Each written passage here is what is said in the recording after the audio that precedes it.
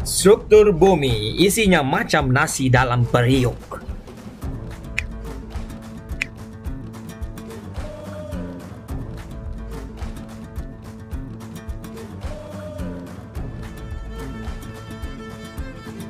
Assalamualaikum warahmatullahi wabarakatuh. Salam sejahtera semua. So kali ini kita akan belajar satu lagi konsep geografi. Okey, topik tingkatan 1 bab 5 iaitu bumi.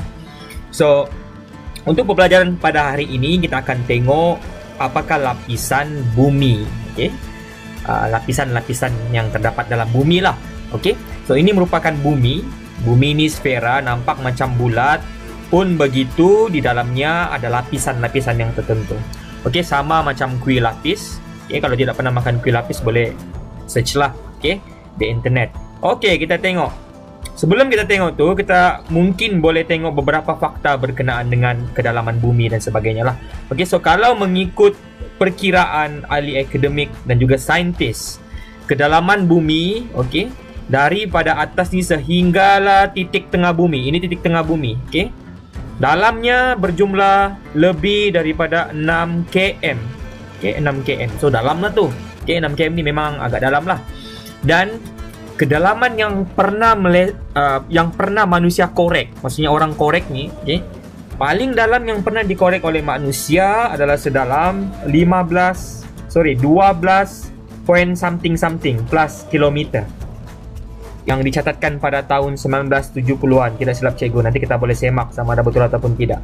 Okey, so maksudnya ada banyak benda lagi yang tidak dapat diterokai di dalam bumi ini.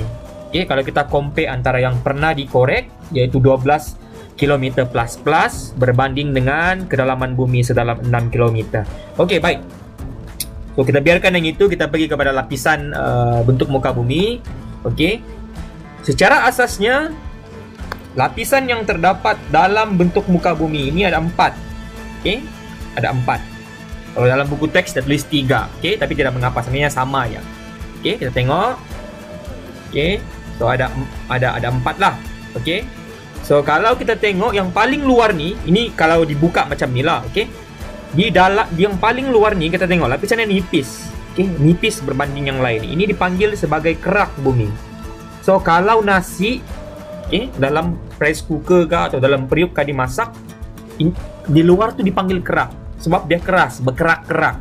So tanyalah ibu bapa korang atau kakak kah, okay, yang di luar tu dipanggil sebagai apa? Nama dia kerak kah? K-I-R-A-K, kerak. So lapisannya yang paling keras sebab ada 2 jenis lapisan dipanggil sebagai sial dan sima. Sial tu macam agak kasar kan? Okay, tapi bukan itu maksud dia. Okey, so ada 2 jenis lapisan, satu lapisan sial, satu lapisan sima. Kalau cikgu gambarkan macam begini, okey, lapisan sial tu di atas sini. Ini sial, yang di bawah itu sima. Okey. Okey, itu lapisan yang pertama. Lapisan yang kedua, okey, yang kedua ni, okey, ketebalannya 2/3 daripada keseluruhan bumi. Dipanggil sebagai mantel. Bukan mantel lah. Mantel itu lain, namanya mantel. Okey, and then lapisan yang ketiga, okey, dipanggil sebagai teras bumi. Di mana teras bumi ini ada 2 lapisan. Satu teras luar, satu lagi teras dalam. Okey, so itu merupakan 4 jenis ataupun 4 lapisan yang terdapat dalam bumi.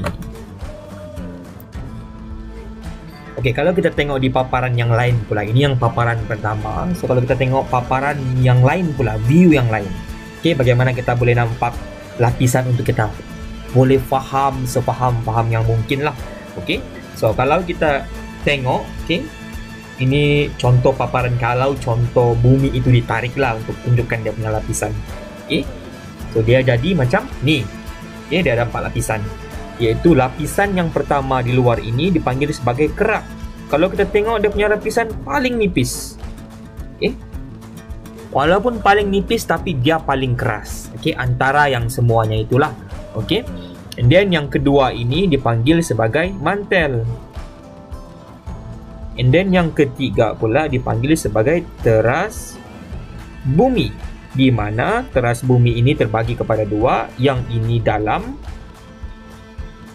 ni, okey, yang ini pula luar. Okey, so kalau kita bahagikan dia kepada 4 lapisan, okey, kalau kita bahagikan dia kepada 4 lapisan, cikgu padam dulu. Okey, padam. Kalau kita bagikan dia kepada 4 lapisan, dia akan terpecah begini. Okey, so ini merupakan lapisan-lapisan yang terdapat dalam bumi lah. Okey, mungkin tidak berapa nampak yang di ujung sekali ini. Okey, kita boleh nampak ini adalah kerak, ini adalah mantel, yang kedua ni adalah teras bumi.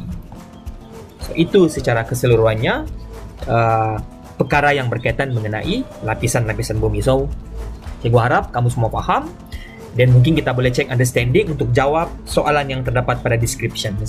Okey, semoga membantu semua, semoga berjaya. Jumpa lagi pada penerangan konsep yang akan datang. Bye bye.